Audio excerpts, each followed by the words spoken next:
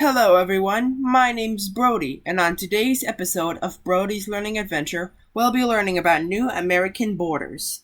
After the War of 1812, feelings of nationalism spread through the U.S. Nationalism is patriotism, a sense of national identity. Nationalism and the era of good feeling.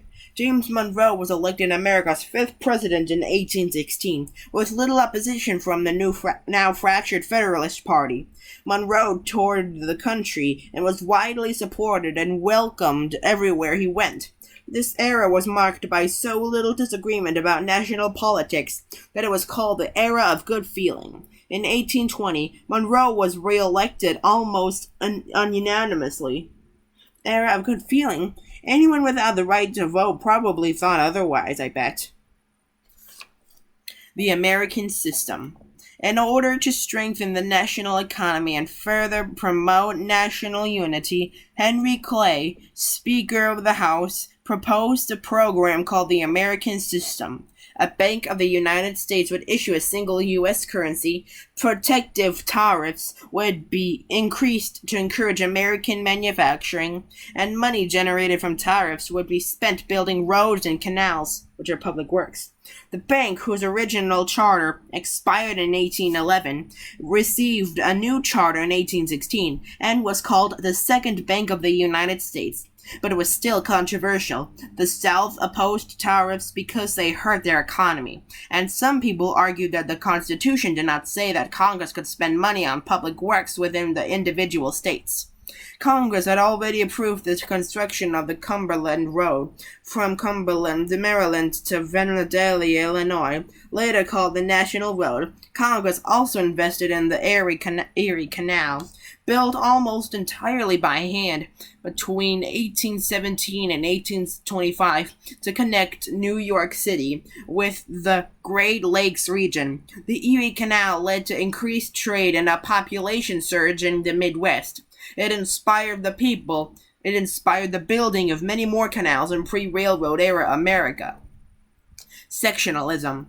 As nationalism grew, sectionalism, or the importance of regional and state identity, also grew. As always, the Northeast focused on factories and trade. The South relied on plantations, and now the West was a place for people to exploit new land. This created regional politics. The North advocated high tariffs so that people would buy American-made goods. The South supported slavery, and they also supported low tariffs because they imported most of their goods. Northerners wanted the government to sell its land at a high price to discourage poor workers from leaving the cities, but Westerners wanted the government to sell them land at a low price and give them roads and other public improvements. The Missouri Compromise, a conflict rooted in sectionalism, happened when Missouri applied for statehood in 1817. At the time, the U.S. consisted of 11 slave states and 11 free states. If Missouri entered the Union as a slave state, as it wanted, it would upset a balance of power in the Senate between slave and free states. In 1820, Henry Clay came up with a solution for the land from the Louisiana Purchase. The Missouri Compromise. Missouri would enter the Union as a slave state, but Maine, which was still a part of Massachusetts, would enter at the same time as a free state.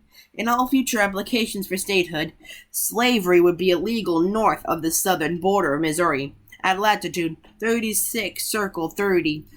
I still have no idea what that means. The Missouri Compromise divided the land from the Louisiana Purchase into separate regions. Defined by slavery, slavery was increasingly becoming an issue that divided the North and South. Relations in England with England and Spain. The U.S. and Britain agreed that neither nation would maintain a navy on the Great Lakes region or along the U.S.-Canada border. A demilitarized border between the U.S. and Canada was created at the 49th parallel. A parallel is another word for a line of latitude, stretching as far west as the Rocky Mountains. Relations between the U.S. and Britain improved, but tensions with Spain were high. The U.S. claimed western Florida belonged to the U.S. because it was part of the Louisiana Purchase. Spain disagreed. As American settlers moved into the Florida Territory, the Seminole Indians native to the area raided the settlements and helped slaves escape. In April 1818, without government permission, Andrew Jackson invaded Spanish territory and captured 2 Spanish forts, starting the First Seminole War. Instead of punishing Jackson, and knowing that Spain could not fight back, Secretary of State John Quincy Adams, former President Adams' son, gave Spain 2 choices. They could police their territory or sell it. Spain sold Florida and their claims to part of the Pacific Northwest of the U.S. to the U.S. for $5 million.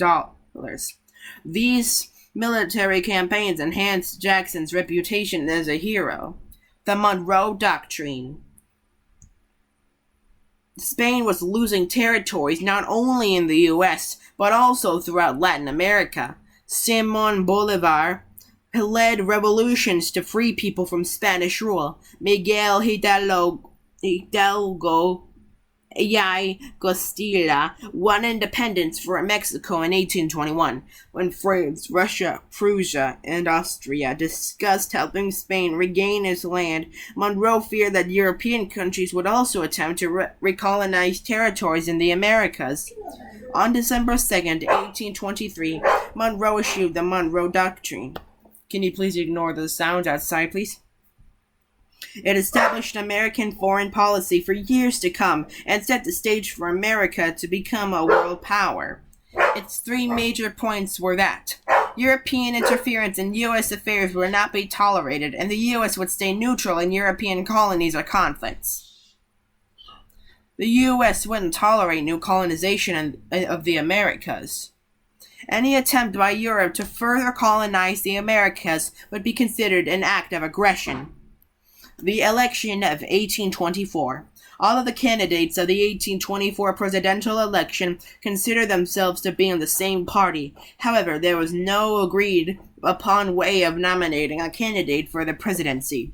The North was in favor of John Quincy Adams, the South supported Andrew Jackson or William Crawford, and the West wanted Henry Clay or Andrew Jackson.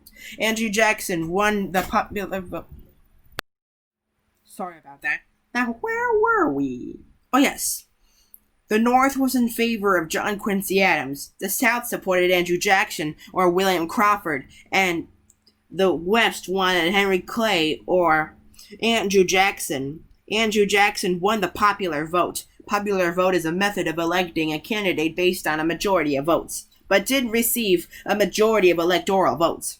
No candidate won a majority of the Electoral College vote. There were too many candidates. Jackson got the most votes, about 40%, but not a majority. Electoral votes, Jackson got 99, J.Q. Adams got 84, Crawford got 41, and Clay got 37.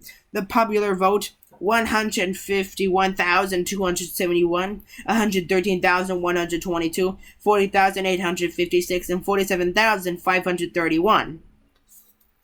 According to the Constitution, the House of Representatives would decide the winner in that situation. Henry Clay, the Speaker of the House who finished in last place, convinced his colleagues to vote for John Quincy Adams when Adams became the country's 6th president and appointed Clay as his Secretary of State. His opponents argued that a backroom deal had been made. The election of 1828 and Jacksonian democracy. The bitterness and anger over the 1824 election led to the development of 2 new political parties. The Democrats supported Jackson. The National Republicans supported Adams. Jackson was a hard-working National War hero nicknamed Old Hickory for his toughness. He won an overwhelming victory, and John C. Calhoun, who had been John Quincy Adams' vice president, became his vice president.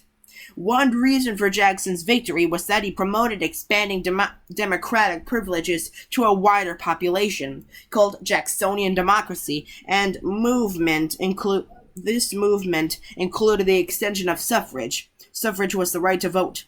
Before, only white men who owned property or paid taxes could vote, but Jackson loosened these restrictions to include more white men. Free blacks and women couldn't vote. Jackson's win was considered a triumph for the common man. And no, cartoons cannot vote. Jackson began to replace government bureaucrats with his friends and supporters, called the spoils system. This was criticized as favoritism and political payback, but Jackson argued that it was good to clean house. Jackson appointed Martin Van Buren as Secretary of State and depended on his advice. He also relied on his kitchen cabinet, friends who gave him advice, often in the White House kitchen. Tariffs and the nullification crisis. Before Jackson took office, Congress raised tariffs on raw materials and manufactured goods so much that the South called it the Tariff of Abominations. The South argued that the tariff was unconstitutional because it favored one region over another. Also, the states could nullify laws that were unconstitutional because of the theory of state sovereignty, which says that the power of the federal government comes from the states and that the states are more powerful. In the Nullification Act of 1832, South Carolina declared a federal tariff null and void and threatened to secede from the Union. Jackson pushed for Congress to pass the force bill to allow him to use the army to enforce the tariff. In 1833, Henry Clay came up with a plan that would gradually reduce the tariff. South Carolina agreed to the compromise. When Jackson was reelected, he showed support for state rights by vetoing a renewal of the charter for the Second Bank of the United States, moving money to state banks. None of this resolved the debate about state rights, which had never ended. The Whig Party over the Panic and the Panic of 1837. And no, not actual Whigs came to the party. I bet that's what you're thinking. And this Whig is spelled W-H-I-G. Partly in opposition to Jackson's destruction of the Second Bank of the United States, a new political party formed. The Whig Party was formed in opposition to what they say is a danger of majority parties. Led by Henry Clay, the Whig Party nominated 3 candidates for president in 1836 in hopes of throwing the election. They took their name from the English Anti-Monarchy Party because they were opposed to choosing electors by popular vote. They felt it led to the tyranny of King Andrew at Jackson. However, Van Buren, the presidential nominee for Jackson's supporters, now called the Democrats, still won and took office in 1837 as the 8th president. By then, the economic boom of Jackson's presidency was over. During the Panic of 1837, the values of land, cotton, and paper money decreased, leading to the terrible inflation. The previous year, Jackson had attempted to make it illegal for people to use paper money to buy inexpensive land, demanding gold or silver instead. But this policy didn't work. Nevertheless, he remained a national hero. Van Buren, not Jackson, was blamed for the depression that followed, particularly because he believed in laissez-faire economic policies. Tippecanoe and Tyler, too. In 1840, the Whig Party nominated William Henry Harrison for president and John Tyler for vice president, using a log cabin as their symbol. The Whig Party tried to show that Harrison was a common man from the Ohio frontier, while Van Buren was a man of privilege. Harrison also came from a rich family, so their personal attacks on Van Buren are called the Log Cabin Campaign. The Whigs also used the catchy slogan Tippecanoe and Tyler too to emphasize Harrison's past as a war hero at the Battle of Tippecanoe. The Whigs' plan worked, and William Henry Harrison was elected the 9th president.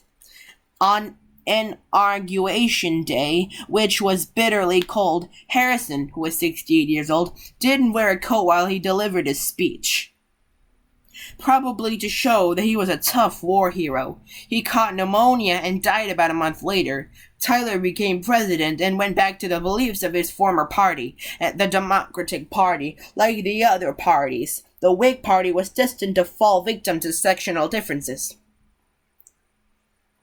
This was the first time a president died in office and was succeeded by his vice president. Also the shortest presidency. And this was the longest inaugural address in history. Brrr. Here's a quiz to see if you've been paying attention. Why was the period after the War of 1812 known as the Era of Good Feeling? What are the 3 major points of the Monroe Doctrine? Name a factor behind increased sectionalism at the end of the era of good feeling. What were the terms of the Missouri Compromise? What is the theory of state sovereignty? How did Jackson try to stop the economic problems that led to the Panic of 1837? What were the values of the Whig Party? Pause the video now to think of the answers for yourself. On to the answers. 1. Nationalism increased and partisanship decreased during that time. 2. American neutrality. No more colonies in the future, and the European intervention in the Americas would be considered an act of aggression. 3. Each region's economy became even more specialized and different from the others. Number 4. Missouri would be a slave state, Maine would be free, and all the other states north of 3630 would be free. Number 5, that federal power came from the states, so states are the most powerful body in government. 6, he tried to make it illegal for people to use paper money to buy inexpensive land. He demanded gold or silver instead. Chapter 7, and lastly, the answer to question number 7. They were against majority parties having too much power and potential presidential tyranny. Be sure to like, comment, subscribe, and hit the notification bell so that way you won't miss any of my new episodes. This is Brody signing out.